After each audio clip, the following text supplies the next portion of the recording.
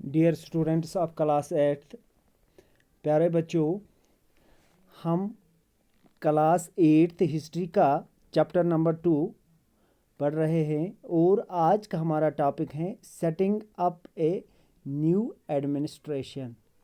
ये हम आज डिस्कस करेंगे।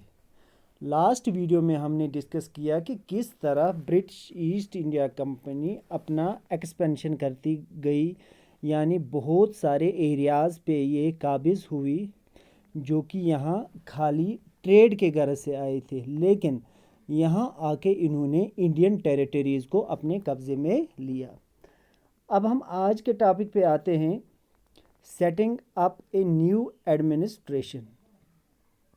ब्रिटिश ईस्ट इंडिया कंपनी जब यहाँ आके बहुत सारी टेरिटरीज़ को, एरियाज़ को अपने कब्ज़े में लेती हैं, तो इन टेरिटरीज़ को चलाने के लिए इन्हें एडमिनिस्ट्रेशन की भी ज़रूरत थी, क्योंकि वहाँ का काम काज अब चलाना था, वहाँ की हर एक चीज़ को देखना था।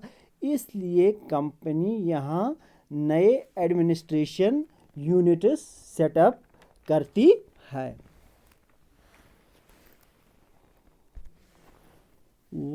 वारन Hasting, governor general from 1773 to 1785 was one of the many important figures who played significant role to the expansion of company power. Warren Hasting, जिसके बारे में आपने पहले भी पढ़ा है, पहले गवर्नर जनरल होते हैं।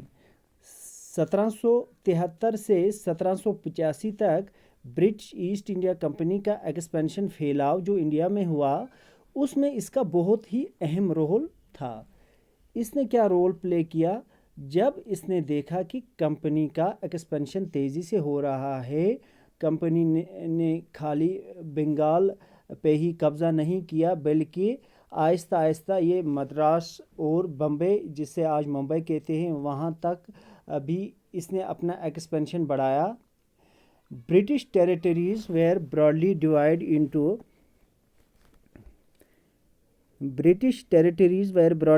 Into administrative units called presidencies. Britishers ने जब काफ़ी एरियाज़ को अपने कब्ज़े में लिया, तो उनको अब इन एरियाज़ को चलाने के लिए एडमिनिस्ट्रेटिव यूनिट्स बनाने पड़े, क्योंकि एक ही आदमी सब कुछ नहीं चला सकता है।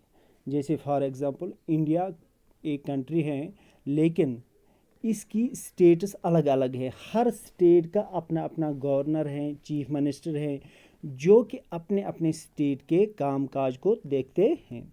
इसी तरह से इन्होंने किया। पहले इनके पास इतना एरिया नहीं था, लेकिन यूं ही इनका एक्सपेंशन होता गया, किसका? कंपनी का, तो इनका काम भी बढ़ता गया, जिसके लिए इन्हें एडमिनिस्ट्रेटिव यूनिट्स बनाने पड़े, जिन्हें क्या कहते हैं? प्रेसिडेंसीज कहते हैं।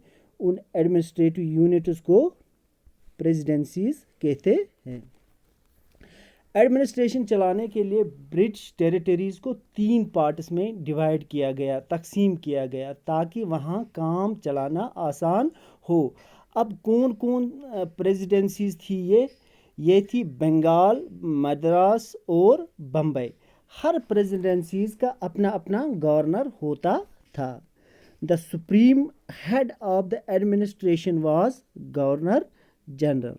लेकिन हर प्रेसिडेंसीज का अलग अलग गवर्नर होता था, लेकिन इन सारे गवर्नर्स का एक सुप्रीम हेड होता था, जिससे गवर्नर जनरल कहते थे। यानी पूरी प्रेसिडेंसीज की एडमिनिस्ट्रेशन का हेड गवर्नर जनरल होता था, और पहला जो गवर्नर जनरल था वो था वारन हेस्टिंग। उसका क्या नाम था? वारन Hasting. Warren Hastings introduces several administrative reforms. Warren Hastings, the first Governor General, introduced several administrative reforms.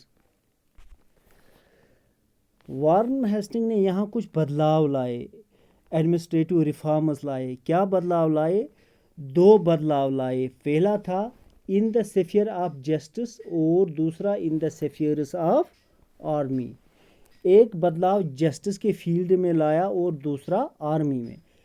पहले हम जस्टिस को डिस्कस करेंगे कि वारन हेस्टिंग ने जस्टिस के फील्ड में क्या बदलाव लाया।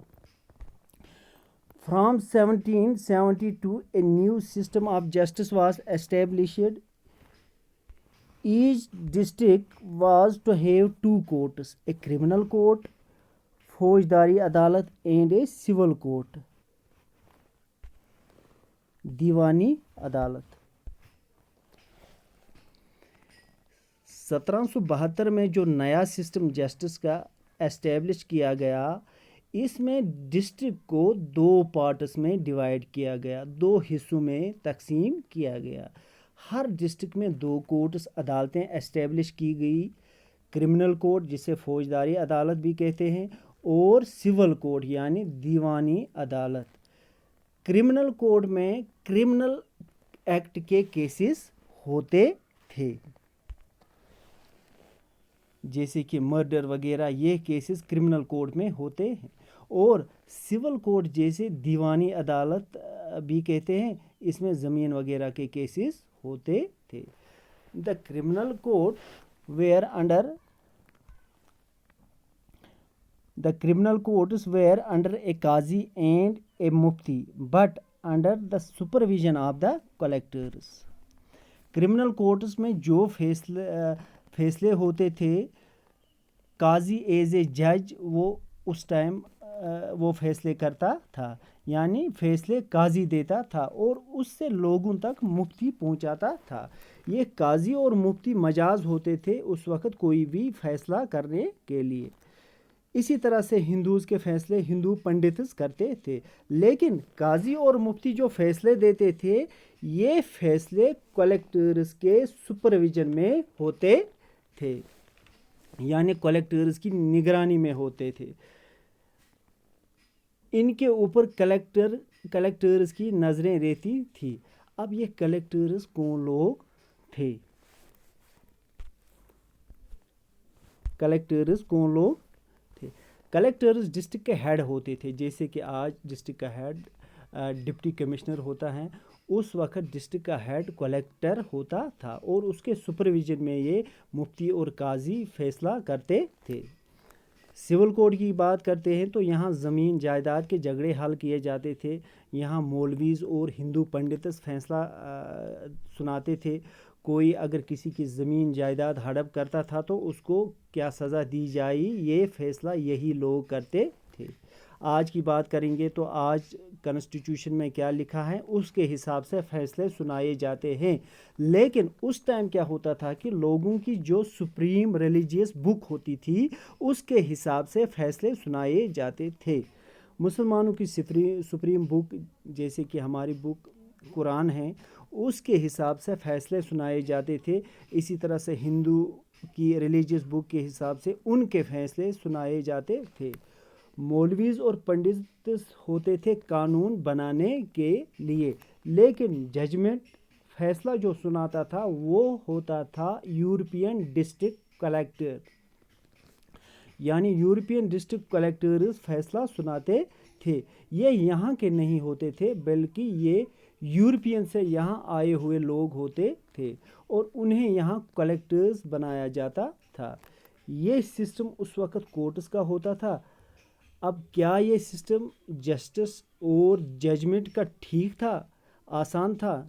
नहीं, यहाँ कुछ चैलेंजेस भी थे। अब वो चैलेंजेस क्या थे ये हम अगले वीडियो में डिस्कस करेंगे। खुदा हाफ़िज़।